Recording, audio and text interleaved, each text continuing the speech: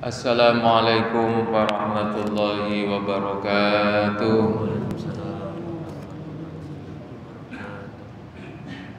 Ila hadratin Nabi Mustafa Sayyidina Maulana Muhammad sallallahu alaihi wasallam wa alihi wa ashabihi wa azwajihi wa dzurriyyatihi wa jami' ikhwanihi minal anbiya wal mursalin wa syuhada wa sholihin wa ulama al-amilin wa syayikhina fid din ولكل ولي وليا من مشارق الأرض إلى مغاربها والمصنفين المخرجين خصوصا إلى مصنف هذا الكتاب الشيخ العشروني وأصوله وفروعه ومشايخنا وسادتنا ومعلمينا وعلمائنا إلى آبائنا وأمهاتنا وجداتنا وجداتنا شيخ لله لهم الفاتحة. أعوذ بالله من الشيطان الرجيم. بسم الله الرحمن الرحيم. الحمد لله رب العالمين الرحمن الرحيم مالك يوم الدين إياك نعبد وإياك نستعين اهدنا الصراط المستقيم صراط الذين أنعمت عليهم غير المغضوب عليهم ولا الضالين آمين. بسم الله الرحمن الرحيم. الحمد لله رب العالمين والعاقبة للمتقين ولا عدوان إلا على الظالمين. أشهد أن لا إله إلا الله وحده لا شريك له وأشهد أن محمدا عبده ورسوله.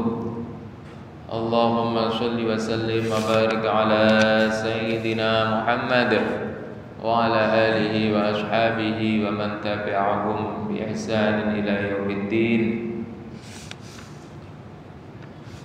قال المؤلف رحمه الله تعالى اللهم ونفعنا به وبعلومه وعاد علينا ببركاته في الدارين آمين يا رب العالمين. Hadratul muhtaramin, para alim, para ulama, para tokoh masyarakat yang senantiasa kita ta'zimi, kita muliakan, bapak-bapak, ibu-ibu, para jamaah salat maghrib yang insyaallah senantiasa dirahmati, diberkahi oleh Allah Subhanahu wa taala. Puji syukur alhamdulillah pada kesempatan malam hari ini kita bisa berada di majelis yang penuh dengan berkah ini. Setelah kita menjalankan aktivitas kita, mudah-mudahan segala yang kita lakukan senantiasa dinilai ibadah di sisi Allah Subhanahu wa taala. Amin ya rabbal alamin. Salawat dan salam semoga tetap tercurahkan kepada junjungan kita Rasulullah Muhammad sallallahu alaihi wasallam yang kita harapkan syafaatnya, terutama pada nanti di akhirat tidak ada pertolongan atau syafaat kecuali syafaat dari Rasulullah sallallahu alaihi wasallam.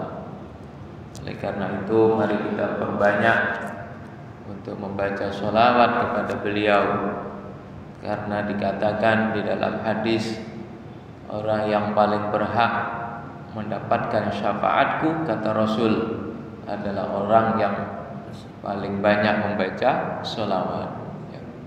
Aktaruhum alayya sholatan, yaitu orang yang paling banyak baca sholawat. Dan juga sholawat ini mendatangkan rahmat, mendatangkan ampunan dari Allah Subhanahu wa taala. Man shalla alayya sholatan sallallahu alaihi asyran. Barang siapa yang bersolawat satu solawat, maka Allah akan memberi rahmatnya 10 rahmat. Rahmat dari Allah bisa bermakna ampunan. Oleh karena itu secara tidak langsung kalau kita baca solawat berarti kita mohon ampun kepada Allah Subhanahu wa taala melalui perantara Rasulullah sallallahu alaihi wasallam. Allahumma shalli ala sayyidina Muhammad. Bapak-bapak, para jamaah rahimakumullah, kita melanjutkan pembahasan kita berkaitan tentang kitab tafsir Ayatul Ahkam ini yang kemarin telah kami sampaikan, yaitu tentang hukum menghadap kiblat. Menghadap kiblat di dalam sholat itu merupakan syarat yang harus disempurnakan sebelum orang melaksanakan sholat. Sehingga kalau misalnya ada yang sholat ragu tentang kiblat, maka sholatnya bisa dianggap tidak sah. Sehingga kiblat itu benar-benar harus yakin dalam hati kita. Kalau kiblatnya ke sana berarti ke sana. Kiblatnya ke sana berarti ke sana. Karena kewajiban orang yang mau melaksanakan sholat maka harus mengetahui arah kiblat. Di dalam sebuah kitab fikih ada sebuah kasus yang pernah disampaikan. Jadi kalau misalnya ada orang yang berada di tengah hutan, dia tidak ada kompas misalnya untuk mengetahui arah kiblat. Kemudian posisi langit juga mungkin gelap, mendung. Sehingga dalam kondisi itu ketika dia mau menjalankan sholat, dia tidak bisa menentukan arah kiblat. Maka gimana solusinya yang disampaikan oleh para ulama?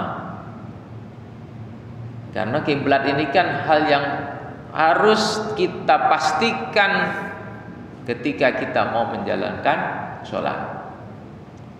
Nah, kalau kondisinya di tengah masyarakat, apalagi di dekat masjid, itu kan bisa tahu, oh kiblatnya ke arah sana, ke arah sana. Tetapi kalau seperti kasus tadi yang berada di tengah hutan tadi, maka gimana? Solusi yang disampaikan oleh ulama, karena dia tidak bisa memastikan arah kiblatnya, maka dia harus sholat dengan 4 penjuru arah.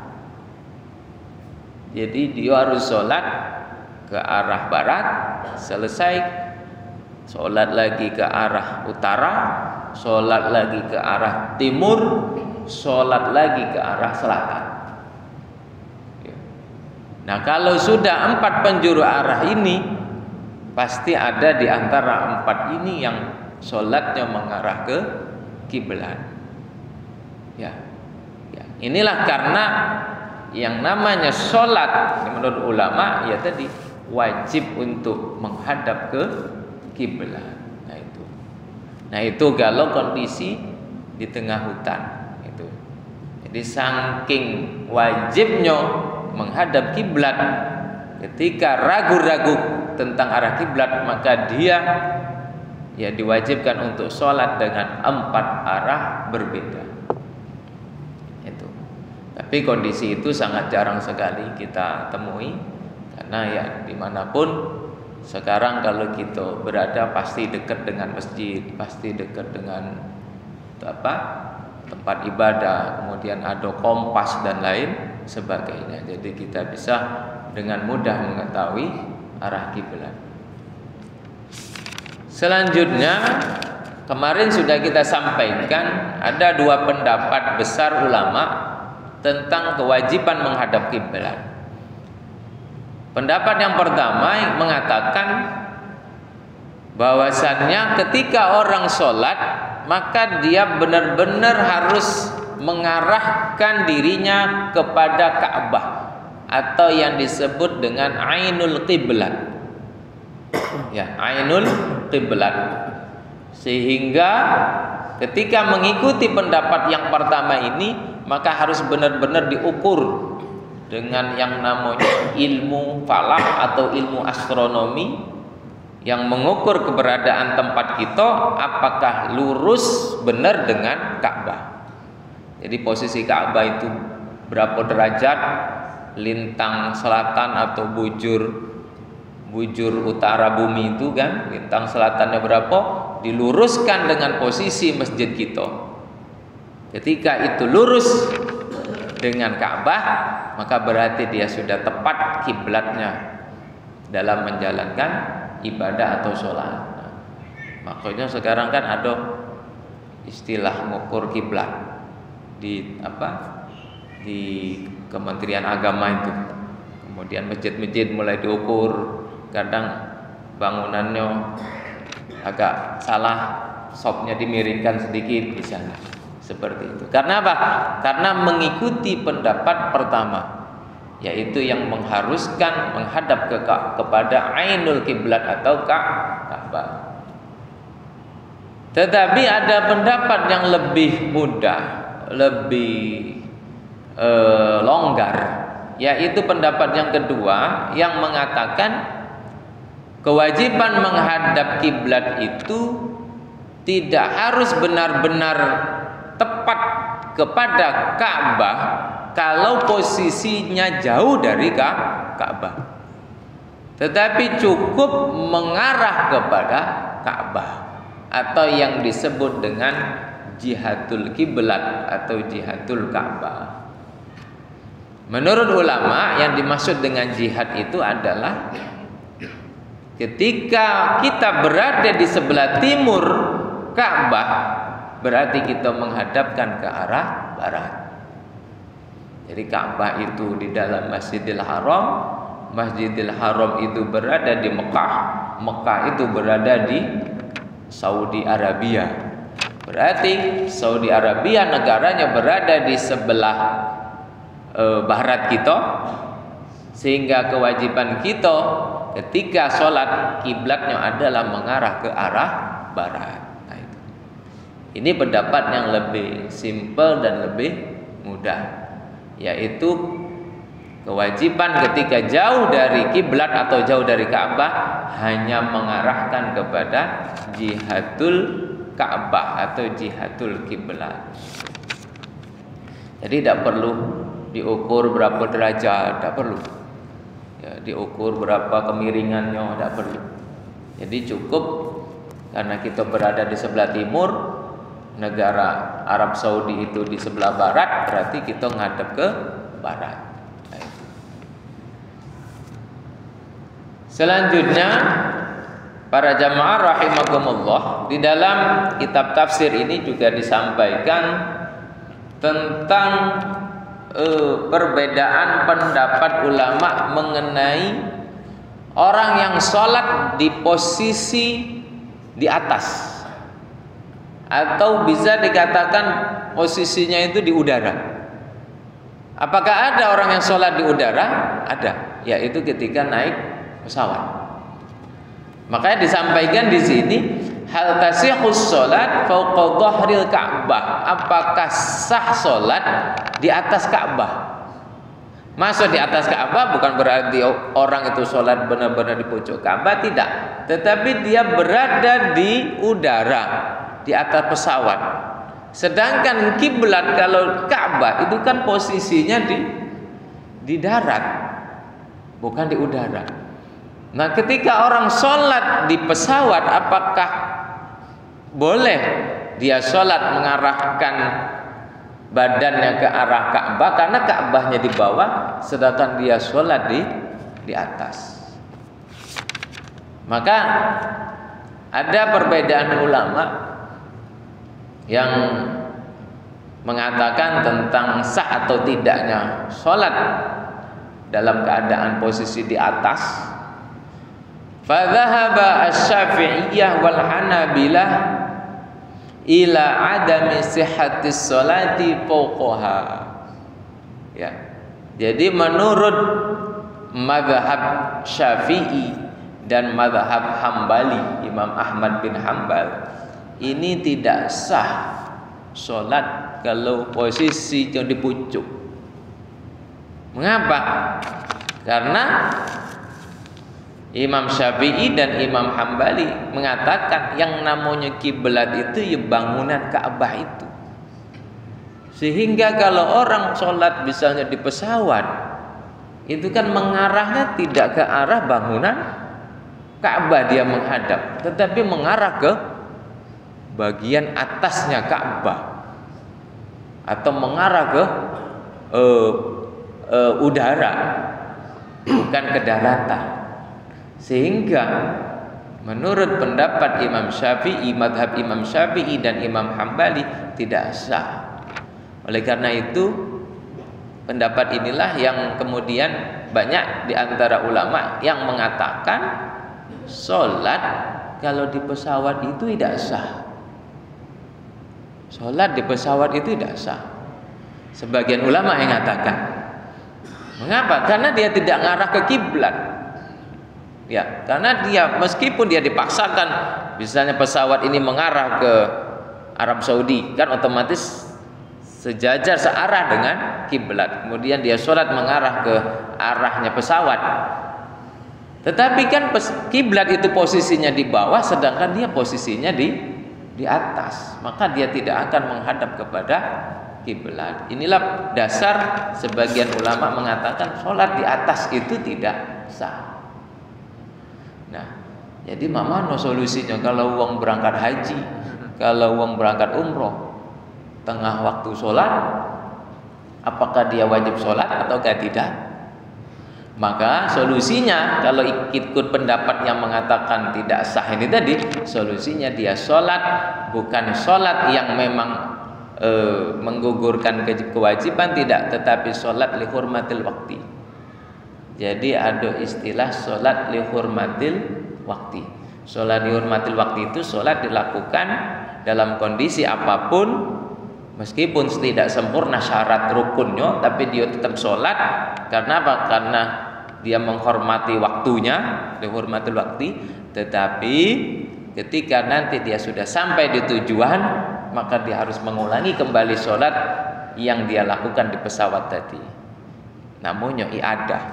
Jadi sholat dengan sebisa mungkin, meskipun tadi tidak sah kalau secara menghadap kiblatnya tidak sah, tetapi ketika dia sampai di tempat di tujuan tadi, dia harus mengulangi, wajib mengulangi sholat yang dia lakukan di pesawat tadi.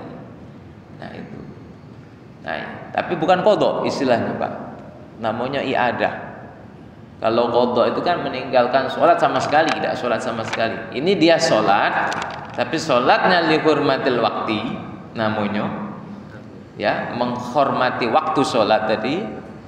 Karena sholat ini yang di pesawat ini tidak sempurna, maka dia punya kewajiban untuk mengulangi kembali. Namanya i'adah. I'adatus sholat, mengulangi sholatnya kembali. Ini mengikuti pendapat Imam Syafi'i dan Imam Hambali yang mengatakan sholat posisi di atas itu tidak sah. Nah itu. Wa ajaza al-Hanafiyatu as-sholata fawqaha ma'al karahiyah. Ya. Kalau menurut pendapat yang kedua, ini pendapatnya Imam Abu Hanifah atau madhab Hanafi mengatakan sholat di atas itu tetap sah. Mengapa? Karena yang dianggap oleh madhab Hanafi yang namanya kiblat itu kan tadi bukan ainul Ka'bah saja, tetapi arah Ka'bah. Yang namanya arah Ka'bah itu tidak hanya terbatas pada bangunan Ka'bah saja, tetapi Ka'bah sampai ke atas pun itu masih dinamai dengan kiblat. Ya. Ka'bah ke atas sampai ke langit masih kiblat, kemudian Ka'bah ke bawah sampai bumi juga masih dinamai kiblat. Nah, ini menurut Imam Hanafi. Kenapa? Karena madhab Hanafi tidak membatasi kiblat itu hanya dalam bangunan Ka'bah saja, tetapi semua arah yang sejajar dengan Ka'bah itu juga dinamai kiblat. Jadi kiblat Ka'bah ke atas. Ya, meskipun sudah tidak ada bangunan lagi, tapi kalau lurus ke atas langit itu tetap dinamai kiblat atau dinamai Ka'bah. Sehingga ketika ada orang sholat di atas pesawat menghadap ke kiblat, dihukumi tetap sah sholatnya. Nah itu. Jadi ini dua pendapat ulama yang tadi mengatakan ketika sholat posisi di atas tidak sah. Pendapat yang kedua mengatakan sholat posisi di atas tetap dihukumi sah. Jadi kalau sholat di pesawat, ya boleh-boleh baik, sah-sah baik. Tetapi kan yang perlu kita perhatikan, kalau memang sah, gimana dengan wudhunya? Ya, kalau nggak bisa wudhu berarti dia tayamum. Nah, yang namanya tayamum itu kan harus ada debu. Berarti memang harus bawa debu. Nah, kalau tidak bawa debu, hanya tayamum di kursi pesawat, apakah kursi pesawat ada debu? Nah, ini yang menjadi pertanyaan di kalangan ulama. Ya, sebagian ustadz mengatakan kalau mau tayamum di kursi atau di sandaran kursi pesawat, apakah kursi pesawat ada debu? Nah, makanya kalau memang kepingin sholat di pesawat dengan bersucinya diganti dengan tayamum, maka dia harus bawa debu benar, karena syaratnya tayamum itu ya harus dengan debu, ya harus ada debunya, tampak debunya, ya harus tampak, benar-benar tampak debunya. Nah itu tata cara sholat di atas pesawat. Nah itu yang sebagian ulama mengatakan memang boleh, tapi yang harus disempurnakan adalah bersuci, ya. Nah, itu. Tapi kalaupun misalnya kita tidak memungkinkan, ya tadi pakai yang pertama tadi, sholat li hurmatil waqti, itu ada landasan hukumnya di dalam fikih itu ada. Sholat li hurmatil waqti meskipun tidak sempurna, tetapi dia punya kewajiban untuk mengulangi sholat yang dia laksanakan tadi. Para jamaah rahimakumullah, jadi ada dua pendapat besar. Yang pertama mengatakan sah, yang kedua tidak mengatakan sah, yaitu sholat dalam posisi di atas. Yang berikutnya di dalam kitab ini juga disampaikan al-hukmur rabi' aina yang durul musalli waqtas sholat. Ketika sholat, posisi pandangan kita itu ke arah mana? Nah itu. Karena ada pendapat atau ke depan, ada lagi atau ke tempat sujud. Nah itu. Memang ada dua pendapat, yaitu pendapatnya madhab Imam Malik dan madhab-madhab yang lainnya.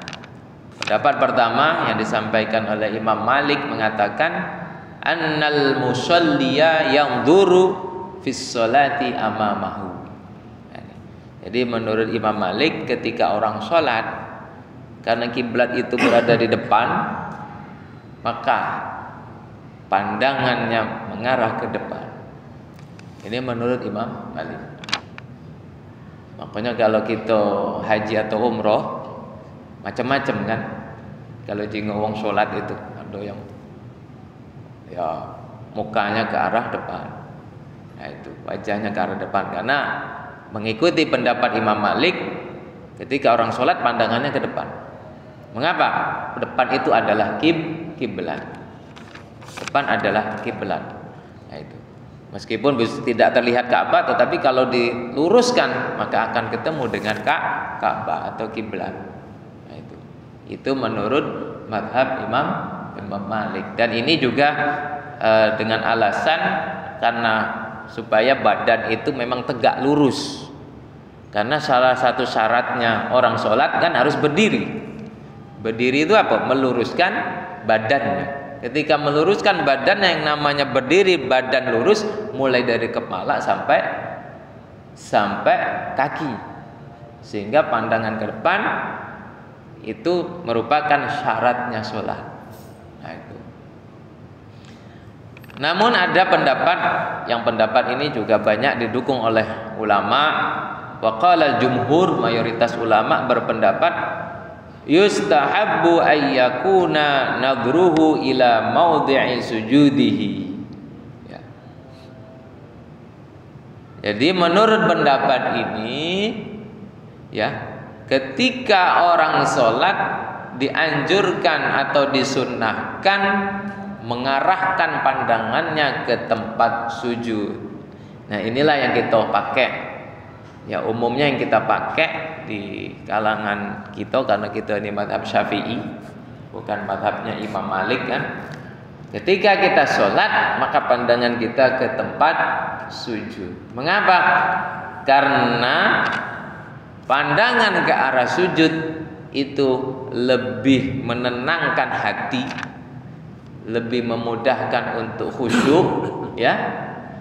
Lebih tawadhu. Tawadhu itu merendah kepada Allah, karena ya pandangannya ke bawah, merendah di hadapan Allah, sehingga hatinya pun bisa lebih tenang, lebih khusyuk daripada pandangan ke depan. Kenapa? Karena kalau pandangan ke depan, biasanya kan di depan kita tuh banyak wah, gambar-gambar apa, banyak seliweran misalnya, apalagi kita sholatnya di tengah, misalnya depan itu ada yang lewat macam-macam misalnya kan. Jadi itu akan mengganggu kekhusyuan. Sehingga menurut Imam Syafi'i dan Imam Hambali juga, maka disunahkan ketika sholat pandangan itu ke arah tempat sujud. Nah, mengapa? Karena itu lebih memudahkan orang untuk khusyuk. Mudahkan orang untuk khusyuk. Tapi sekarang ini yang repot juga, kalau memang tempat sujud, tapi di tempat sujudnya itu ada gambar macam-macam pula. Nah itu. Apalagi model sajadah sekarang ini macam-macam. Ya. Makanya benar orang dulu itu ketika shop itu kan di tempat sujud itu dibentang kain putih. Dibentang kain putih. Ada sebagian masjid itu ketika shop itu kan di tempat bagian sujud itu dibentang kain putih. Karena apa? Karena ketika memandang itu, ya, karena polos bae putih, maka pikirannya tidak akan ya terbayang kemana-mana. Ya benar-benar dia fokus kepada sholatnya, fokus kepada bacaan sholatnya, kepada kekhusyuan sholatnya. Tapi kalau sudah gambar sejadah tadi ada macam-macam, apalagi ada tulisannya, nah, udah pikirannya itu yang bayang ke gambar itu, pikirannya baca tulisan itu, akhirnya ya hilang khusyuknya. Nah itu. Jadi kesimpulannya ada dua madhab. Yang pertama, ketika sholat pandangan itu mengarah ke depan, itu madhabnya Imam Malik. Yang kedua, madhabnya Imam Syafi'i, Imam Hambali dan imam-imam yang lainnya mengatakan disunahkan, dianjurkan pandangan ke tempat sujud ketika sholat.